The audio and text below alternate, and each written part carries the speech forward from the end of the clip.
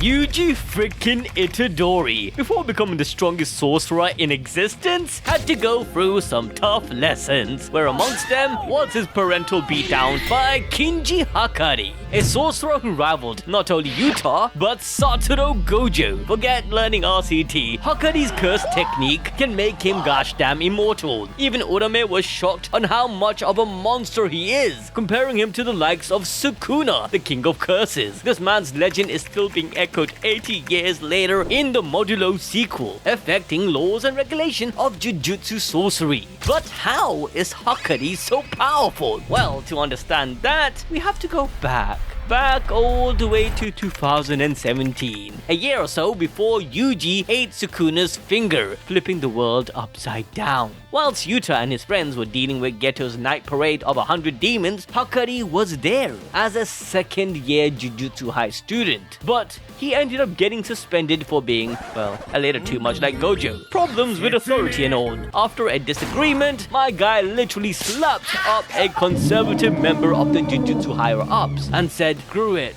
I'm out," leaving alongside his batchmate and best friend, Kirara. However, he had to make a living, and what better way than to start an extremely illegal fight club, with the primary source of income being gambling. A core theme within the Jujutsu world, because everything in it relies on probability, risk, luck, and its equilibrium. The more you bet, the more you gain. From binding vow to heavenly restriction, it all stems from this concept. If a condition is set to make things disadvantageous, the universe in the Jujutsu world is forced to balance things out and give a greater advantage elsewhere. Heavenly restriction is literally just a binding vow that is naturally placed on a sorcerer at birth. However, they use this concept day in and day out in their Jujutsu. Like revealing a technique's name can make it stronger. These binding vows can be utilized in many different ways. But how does this link back to Hakari? Well, his Jujutsu is the epitome of the gamble. Every good sorcerer has an affinity towards risk. Even Itadori, before becoming one, was drawn to a pachinko machine. However, Hakari is just built different. His whole point of life is chasing after the fever. No, not your common cold, but instead the passion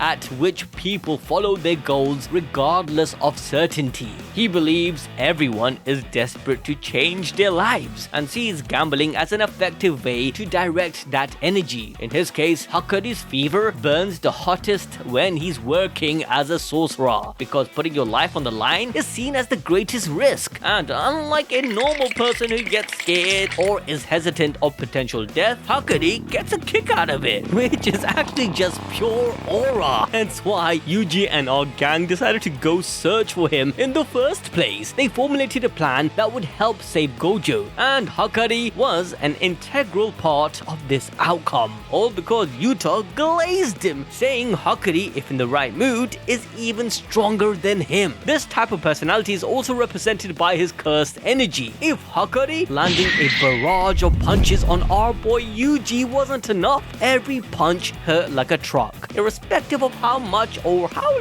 little strength was put into them. Hakari's love for living his life on the edge shaped his cursed energy trait to have a much rougher texture to it than others, as Gojo stated, explaining why Itadori felt like Hakari was hitting him with a saw-like bat. And hey, mind you, having a cursed energy trait is actually pretty rare, making him 1 out of 2 confirmed people to have it in the entire series. However, his attitude and unconventional curse technique didn't sit right with the higher-ups. Even though, you know, they'll allow Gakuganji to play his guitar like he's still 18. But yeah, you know, regardless, there's a reason Hakari is glazed so much. Yep, it's because he's just that strong. Remember, he's an experienced sorcerer, so he can do the basics like it's child's play, such as reinforcing his body with cursed energy, or even creating binding vows on the fly. To top it off, he's a master taijutsu expert. But what makes Hakari a cut above all is luck. Yep, the heavens literally maxed out this stat for him to face off against some of the strongest sorcerers in Jujutsu Kaisen. Acknowledging this made Hakari a monster who has absolute trust in his luck. He will fight anyone without fear because he doesn't believe he can lose. This is later actualized when he faces off against Urame. During their fight, she stopped considering him human, stating Hakari is different from sorcerers in the modern era. Hakari's luck, along with his mentality of risk and gambling, works perfectly with his curse technique. Private Pure Love Train, a pachinko slot machine game inspired by a romance manga. That's the door effect you see spawning in when Hakari is teaching Yuji some manners. This allows him to pop out some tangible visual effects from the game into reality, which can be used to distract or even hurt his opponents. However, the application of this technique shines in his domain, Idle Death Gamble. You see, Hakari's domain is different when compared to others. For example, domains usually have their sure hits effect applying to their curse technique itself, whereas Hakari's guaranteed hit is harmless and is only applied on transferring the rules of his domain to the enemy right upon entry. Now, you might be wondering, what sort of trash sure hit effect is this? Gojo and Sukuna can literally one-shot people in this, and all Hakari can do is give the opponent information? Wait, hold up guys. What you don't understand is that this is where Hakari shines the most. This type of sure hit effect has its own trade-off, as the construction and application of the curse technique in the domain is almost instant, which is less than 0.2 seconds, which means Hakari can activate his domain faster than any sorcerer out there. But once activated, Hakari's domain ends up looking like a train station in a pachinko-like system that offers him a 1 in 239 chance of hitting a jackpot. Let's go gambling! Aw, dang it. Aw, dang it. To get this desired result, like a slot machine, he has to land 3 of the same symbols represented by character cards from the romance manga. And that's basically it. Oh, no way you actually expected me to explain his entire domain. Oh, brother, this guy stinks! Okay, fine. Let's go there. Hakari's domain has 2 main stages, the normal and the Riji. After Yuji successfully recruits Hakari into the culling games, he ends up scrapping against an aspiring mangaka, who also happened to be a recently awakened sorcerer named Charles Bernard. Who? Yeah, this guy ain't that important. But what is Hakari's deciding to open his domain for the first time on screen. This is where the normal stage begins. Here, he can spin to get his first 2 character cards. A spin is represented by Hakari activating visual indicators. Remember the train door? Yep, that's one of them. The other is a ball. Even though they are offensive attacks, he doesn't expect to deal damage. They aren't really that important. Their colors are, which is based on luck. We have green, red, and gold, each increasing in odds of getting a jackpot. If he ends up with a rainbow, he pretty much is guaranteed. In fact, in this stage, if Hakari spins a gold or a rainbow in his first try, he doesn't even have to spin again. Remember, the colors just represents the odds of increasing the probability to win. They do not determine an actual card. For example, after Hakari throws a green ball and a red door at Charles, he still gets 2 of the same cards, allowing him to move on to the next stage by declaring out loud, Richi! Here, the domain takes us to an unskippable visual cutscene. Hakari and his opponent have to watch it, and the outcome depends on the color of the balls and doors thrown at the opponent earlier on. If the cutscene is a good one, he will definitely get a matching card. Sadly, in his first attempt against Charles, gave him a really low chance of getting the desired outcome. But what makes this domain so busted is that Hakari gets multiple chances to actually hit the jackpot. If the Riji scenario ends up in a failure, we can just go back to to the normal stage, meaning his opponent will never get out of the domain unless either they can kill him inside or Hakari himself runs out of curse energy to maintain his domain, or he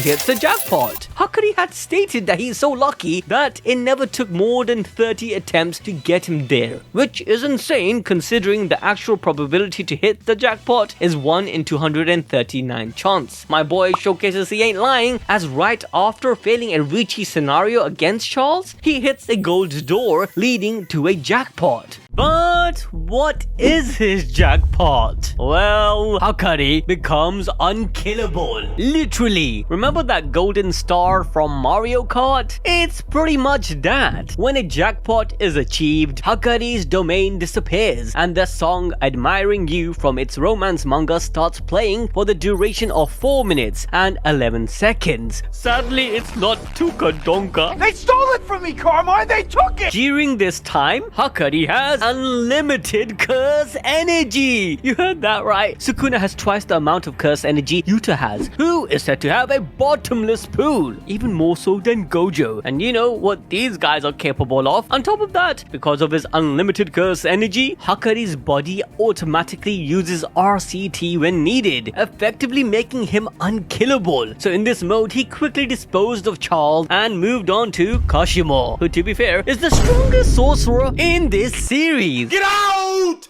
Get out! Okay, fine, but he's the strongest of his era, which was around 400 years ago. But still, however, their fight showcases how busted Hakari is. He heals limbs and body parts before Kashimo could even react. Urame stated this auto-regeneration is better than both Gojo and Sukuna, as Hakari's body heals every damage possible in an instant with 0 delay. Hakari himself doesn't even know RCT. It's just that after he hits a jackpot, his body does it for him. This in effect also makes him immune to curse technique burnout, which forced Gojo and Sukuna to use RCT on their brain. After the 4 minutes and 11 seconds of absolute aura farming, Hakari can do all of this again. So by the time the song and bonus ended, Hakari with his rejuvenated curse energy casted another domain. This is where we see his second form of visual indicators. Remember, for the jackpot, the colors are important when it comes to the balls and doors, but there is a third indicator called consecutive effect. It's not given colors, rather its successful activation is what increases the odds. If executed twice or more in a row, the probability of a jackpot increases. Unlike the previous indicators, this one is more of a defensive move, and it has a lower chance of Hakari hitting a jackpot because it can fail to activate, so he doesn't use it unless he has to, or if his normal stage has an increased probability bonus, which in this case it did. Against Charles, Hakari landed a jackpot with an odd number 3 character card. Because of that, the next round is given a boost in chance for another jackpot. If it was an even number, then the next round would have gotten a bonus of faster spins. His entire domain can loop around itself, meaning he can go on forever and increase his odds based on the previous jackpot. So with this increased odds, Hakari activates his consecutive effect, and to reverse any damage that was done to him, he used it twice in a row and then went right into Ricci mode, drawing 2 6s, and then of course a successful jackpot. Kashimo, now facing another round against an immortal Hakari, tries to outplay him, thinking with only even numbers, his next bonus in his normal round will only give him a faster spin, so all he has to do is outlast his unkillable mode until then. But he was wrong. Hakari is blessed with insane luck, so the moment he activates his domain once again, the faster spin initiated, meaning he didn't have to use any indicators, and the cards it drew landed him an instant jackpot. Do you guys see how stupidly broken Hakari is? Now, although it's very important to note that Kashimo never used his one-time curse technique, as he was saving it for Sukuna. However, even without it, he was dominating his era 400 years ago. Yet our GOAT Hakari still defeated him. the fact that he even split up Urame and Sukuna in Shinjuku so the rest of the team can jump the king, giving us the greatest raid in anime history, is testament to Hakari's insanity. He must have been fighting Urame for over 30 minutes. Now, some of you might clown Urame for getting one shot by Gojo, but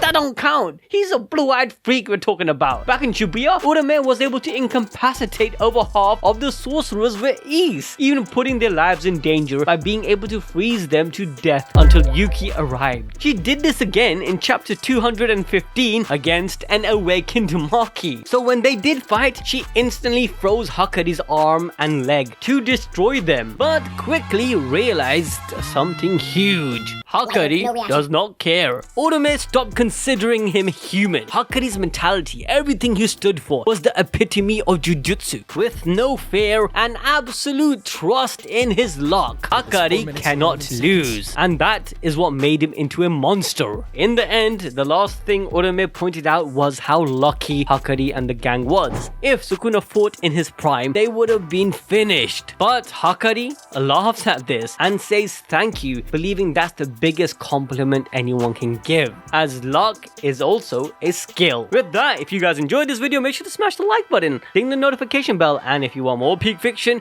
then make sure to check out this video next.